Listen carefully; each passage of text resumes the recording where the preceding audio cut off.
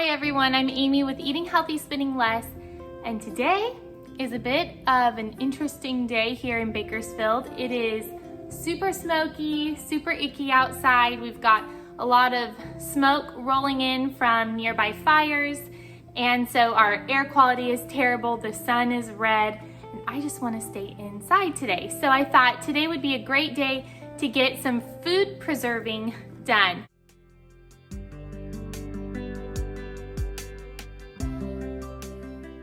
As you can see, I have some pumpkins in the background. I picked those up from Trader Joe's. You can pretty much get them anywhere right now, especially here in Bakersfield, for about $2 a pumpkin. I like to preserve, or reserve, I should say, my canned pumpkin for when it's difficult to find pumpkin in the stores. And during pumpkin season, I like to use fresh pumpkin for my muffins and things like that. Typically. Well, I just saw these in the store, which means they are ready to go. So I bought 4 of them.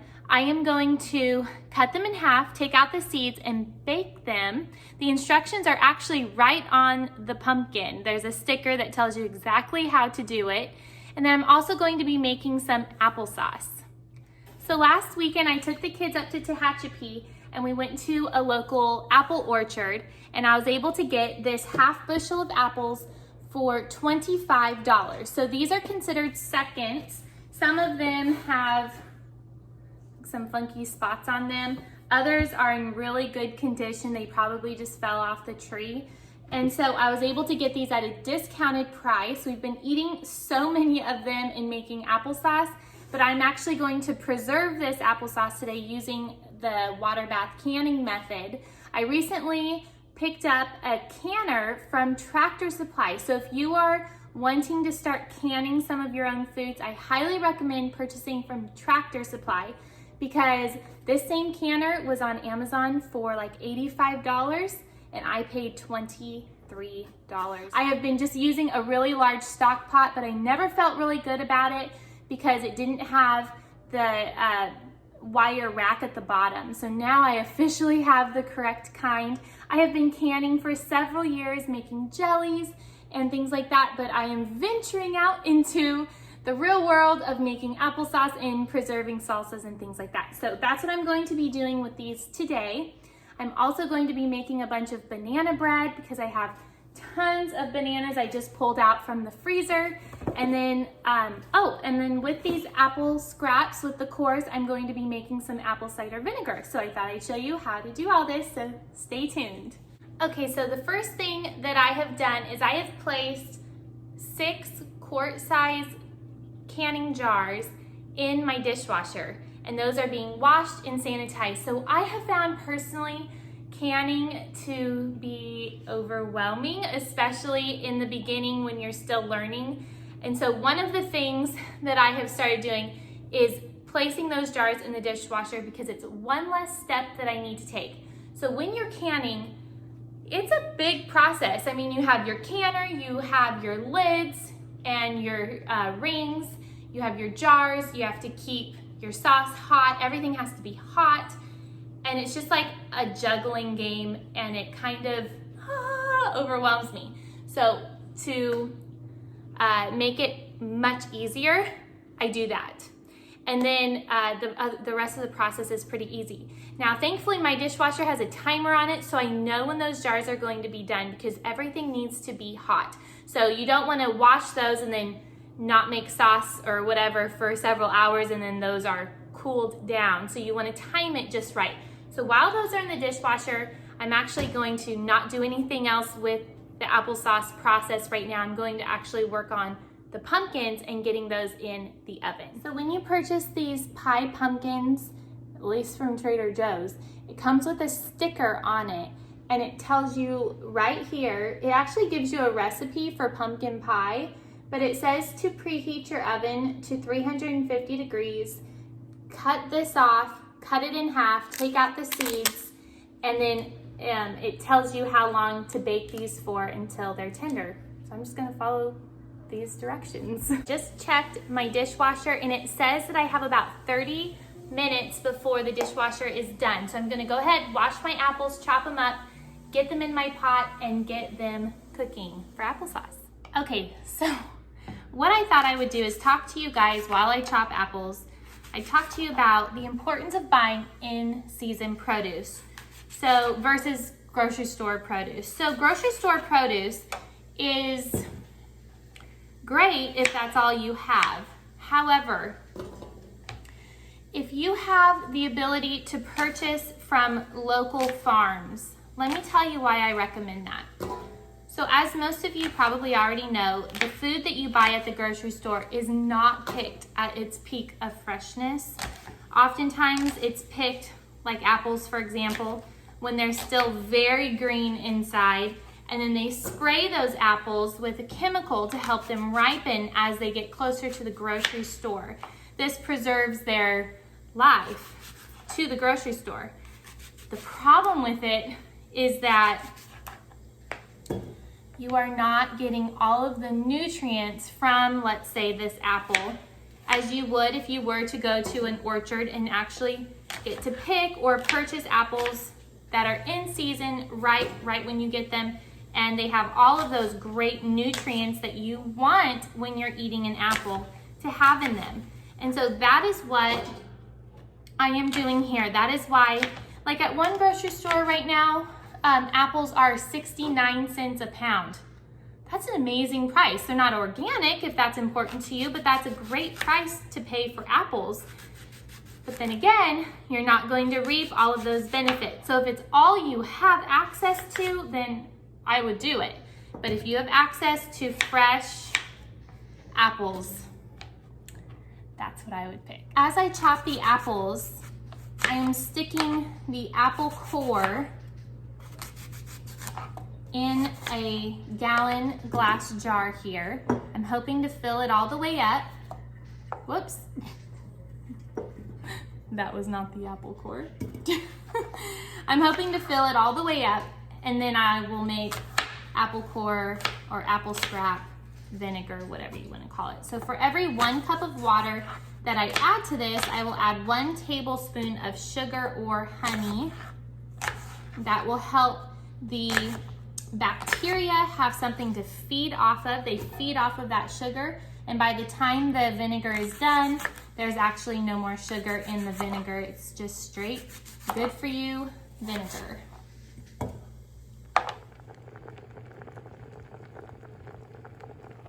So I'm having to use a second pot, and while the apples are cooking, I'm just taking a wooden spoon and I'm just pushing them down as they cook so that I can fill this with about 5 more apples.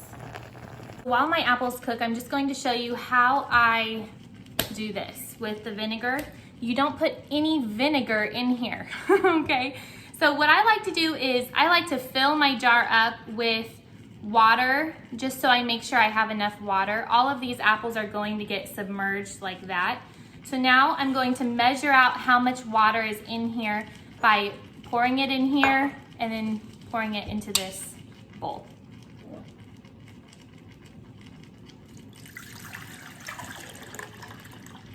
It's exactly 9 cups. So now I'm going to take my sugar, and I'm actually going to pour my sugar back into my measuring cup because I'm going to heat this in the microwave. I want to dissolve the sugar. Normally I use honey, but I'm all out of honey, so I'm using the sugar and I'm going to melt it down. So 9 tablespoons.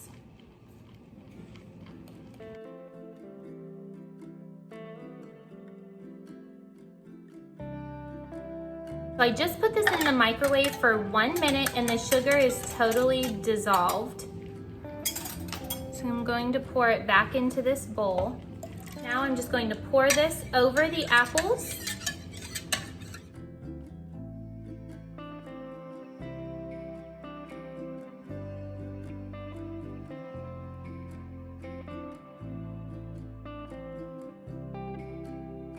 These are my fermenting weights, and so I'm going to use these to just push down the apples So you don't want any of your apples to be get any air from the surface, or you're going to get mold. So these are completely covered with my weights. I'm going to take a coffee filter so that air can get in, place it over the top, and I'm going to secure it with a piece of ribbon because that's all I could find.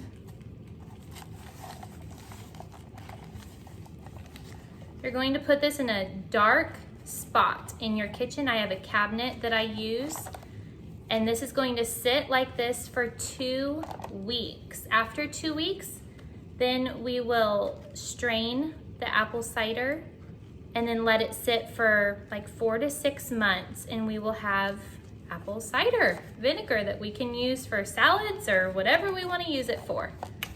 And there we go.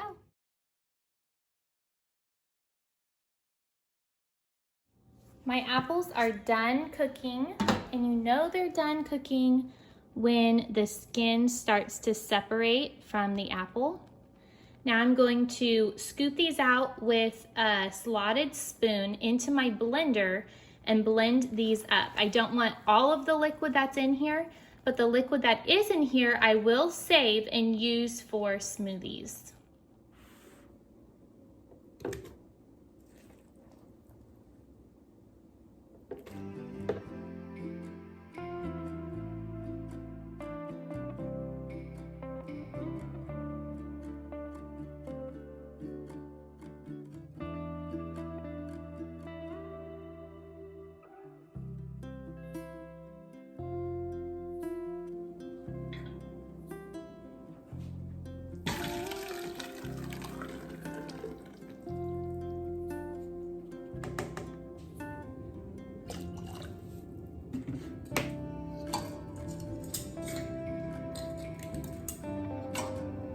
So now I'm going to flavor my applesauce, bring it back up to a boil, and I'm ready to pack it in my jars and get it in my canner. I'm going to be using cinnamon and apple pie spice.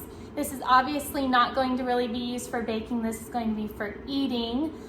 We could add it to recipes if we'd like, but it is going to be flavored. So I'm going to flavor it up right now. Oh, and I'm going to also add sugar. Because I've said it so many times in this video, I'm all out of honey. So I'm going to be using my sucanat sugar that I got from Azure Standard.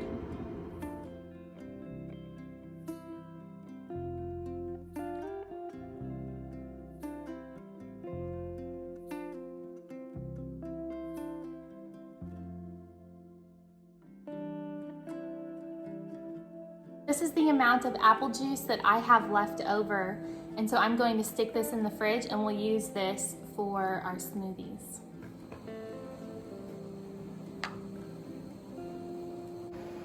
So everything is hot, everything is ready. Just want to show you. And I'm going to start packing my jars here very soon.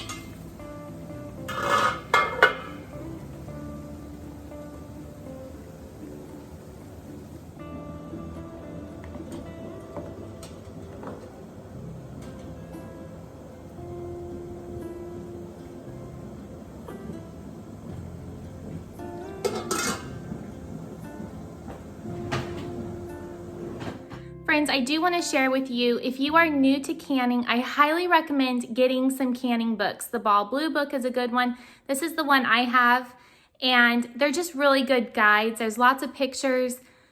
I highly suggest not following a website from a blog until you are very experienced and you know what you're doing. Use these books. They're tried and true recipes. You know they're going to work, so use this.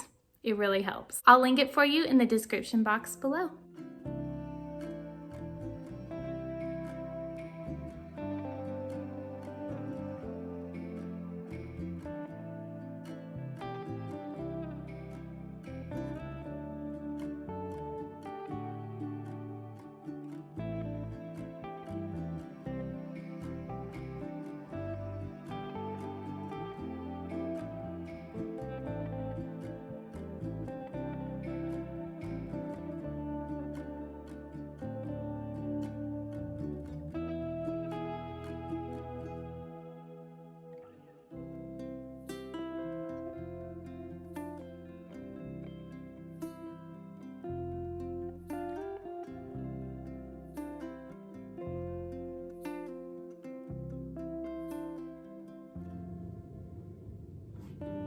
As I wait on the last of the muffins to bake, I just want to tell you guys, you don't have to can these large quantities of recipes, of preserves, of applesauce to be this amazing canner.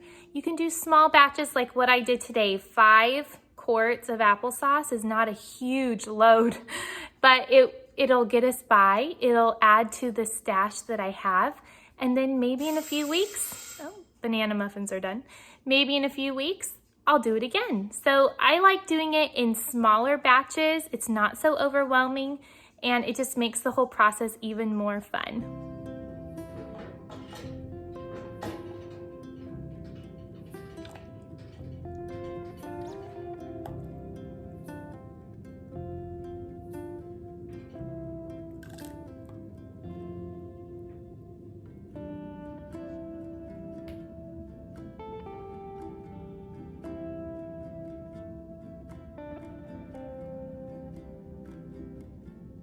So now with the pumpkin, as soon as it's cooled so that I can handle it, I'm going to scoop out the flesh and put it in my blender and blend it up.